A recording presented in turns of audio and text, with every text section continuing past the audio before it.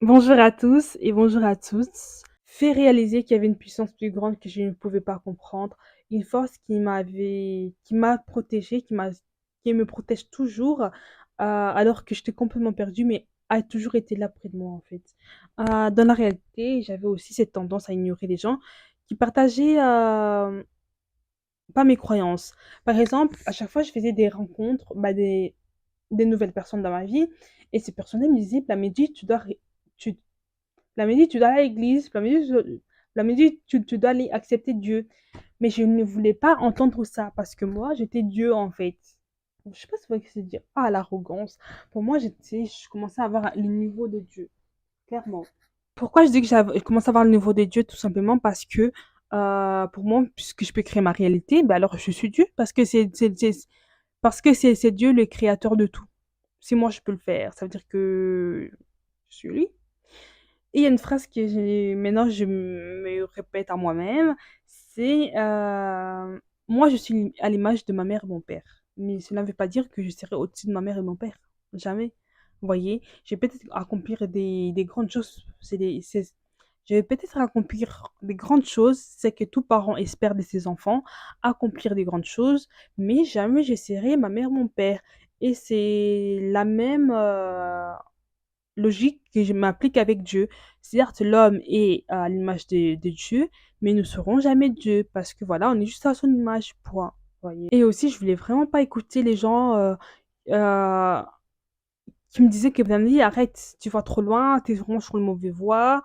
Moi, j'étais persuadée d'être dans la vérité parce que j'ai expérimenté et parce que c'est que j'ai parce que c'est que j'ai expérimenté, répondait à mes questions, mais j'étais vraiment enfermée dans une bulle, convaincue que tout ce qui pensait pas comme moi était tout simplement dans la matrice, vraiment. C'est alors que là, j'ai rencontré 2 femmes, Henriette et Léa, 2 femmes chrétiennes, qui ont joué un rôle important dans ma vie sans forcément se rendre compte. Donc elles font partie, on a fait du théâtre ensemble dans l'académie de musique, mais parallèlement, elles ont une troupe de théâtre qui s'appelle Porteuse d'Espérance. Et ce troupe-là, ben, un jour, ils nous ont invités à aller voir leur scène. Franchement, cette scène m'a beaucoup, beaucoup, beaucoup touchée parce que à la fin, la femme cartésienne a accepté Jésus et un jour, elle s'est réveillée, elle a dit à sa copine de chambre, oui, j'ai accepté Jésus. Et sa copine de chambre, elle a crié de joie, elle a dit, ah Seigneur, tu as écouté mes prières, vraiment. Parce que, encore une fois, on ne peut pas changer les gens, mais c'est Dieu seul qui peut changer les gens.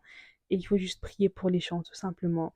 Et quand elles ont fait leur danse je sais plus c'est quoi comme danse là, ils ont fait j'ai pleuré, j'ai jamais autant pleuré. Je pense que là, en ce moment-là, la main de Dieu est vraiment, elle m'a vraiment tendu la main. Maintenant, soit tu prends ma main ou pas. Parce qu'il m'a toujours couvert et tout, mais là, il s'est dit, c'est bon, maintenant, il faut que je fasse ma rencontre. Vous voyez ce que je veux dire ou pas? Et ce jour-là, elle m'a donné un livre qui est Le cœur de Dieu brûle pour toi. C'est un livre,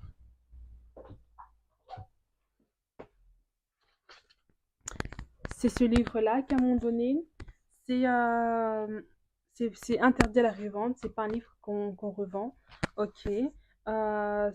C'est EZ37M.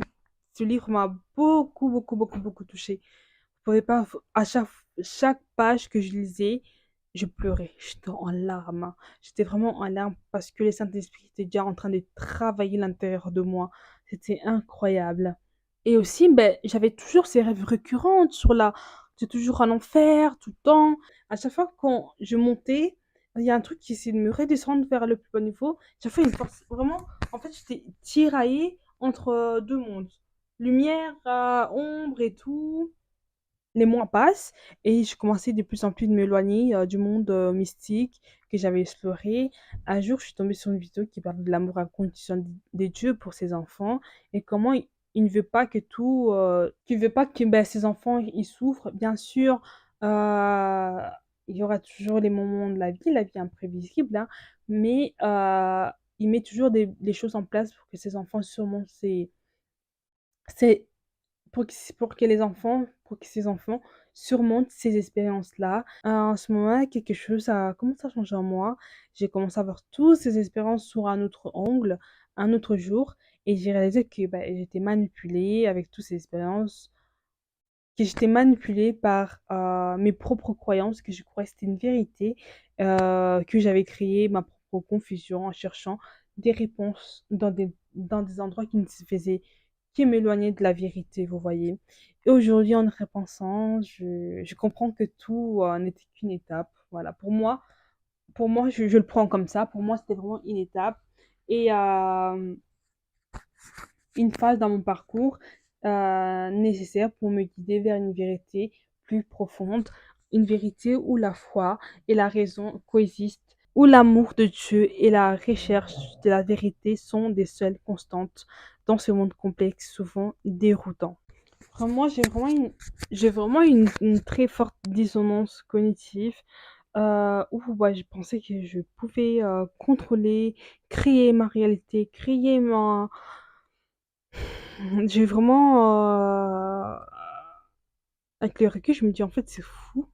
C'est fou que nous tous, nous sommes aptes à tomber dans ces genres de choses. Sans se rendre compte. On est tous vulnérables à tomber dans ces genres de choses. Heureusement que ben, je faisais du théâtre, donc j'étais toujours entourée des gens qui faisaient toujours partie de la matrice et mes études aussi en psychologie qui m'ont à chaque fois ils m'aidaient toujours à me remettre en question, notamment avec mes cours. J'ai dit c'est pas normal ça, c'est pas normal. Il y a un truc bizarre. Il y a un truc très très bizarre vraiment. Donc malgré tout, j'ai toujours été tiraillée, entre le rationnel et l'irrationnel, entre ce que je savais être et raisonnable et ce que je ressentais comme une vérité supérieure. Vraiment, c'était un conflit incessant dans ma tête. Puis un jour, je suis tombée sur des discussions et des forums abordant les manipulations dans les domaines spirituels. Oh là là, j'étais abasourdie. Je me suis dit: «Waouh! Waouh! Depuis tous ces temps, je me suis faisais manipuler. Waouh! Incroyable, vraiment incroyable, incroyable. Franchement, le diable, il est très fort, hein. Il est très, très, très fort parce que il est malin. Il est très malin. Il sait comment vraiment ils peuvent vous détourner. Ah!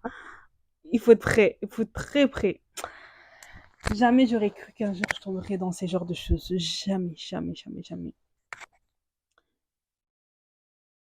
En plus, le pire, c'est que j'ai même tenté à convaincre mes proches. Venez, c'est la vérité. Je prenais des livres, je disais, maman, tiens, lis ça, s'il te plaît. Ah, pour moi, j'étais vraiment. Que Dieu me pardonne seulement. Et à force bah, de creuser aussi dans ces mouvements spiritualité New Age, parce qu'on reste dessus, leur but à tous, c'est l'argent. Mais ils veulent avoir l'argent sans rien faire sur les dos des autres. Faites des dons. Faites des dons. Ah non.